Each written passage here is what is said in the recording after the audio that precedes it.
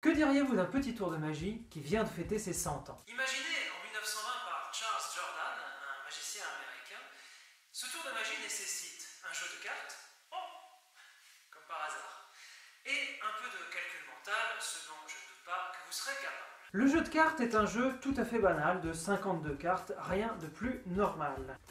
Le voici, rien de plus banal que ce jeu de cartes. Je mélange les cartes, chose toujours importante pour donner la bonne foi du magicien. Et nous allons essayer de trouver l'as de cœur. Oui, un premier candidat. Monsieur, pouvez-vous nous donner un chiffre entre 1 et 52 qui, selon vous, représente la place de l'as de cœur dans ce tas de cartes? Mais moi, je voudrais bien le 5. Le 5. Monsieur est modeste, c'est très bien. Voyons votre intuition.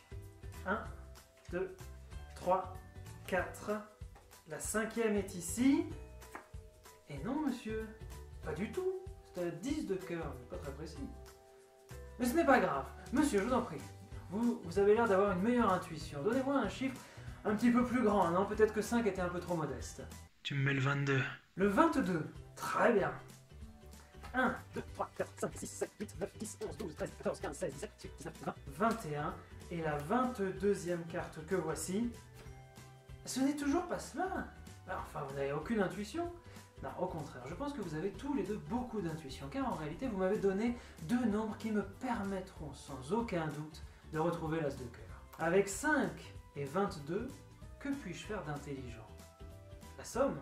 Non, la différence. La différence des deux nombres vaut 17. Voyons ce que cela peut donner. 1, 2, 3, 4, 5, 6, 7, 8, 9, 10, 11, 12, 13, 14, 15, 16, 17.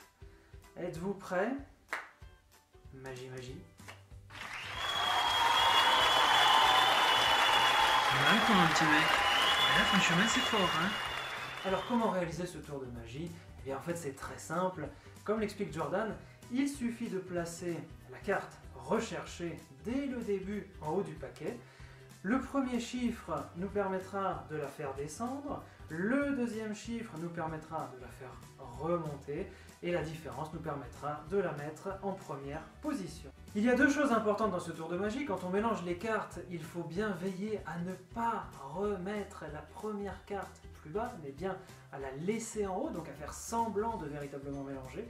Et la deuxième chose importante, c'est que le deuxième nombre donné par un participant soit supérieur au premier pour pouvoir assurer la différence des deux. Ce tour de magie est très simple, mais néanmoins produit son petit effet quand on ne connaît pas du tout la manière dont il procède. Si vous voulez en découvrir d'autres, mais si vous voulez également devenir un expert en cryptographie, si vous voulez aussi savoir comment optimiser vos chances au jeu de dés, par exemple au Monopoly, ou encore si vous souhaitez simplement vous émerveiller avec de jolis résultats mathématiques, eh bien je vous invite à regarder cet ouvrage que je viens de publier chez Belin. Vous aimez les maths sans le savoir, avec les très belles illustrations d'Olivier Cavallo.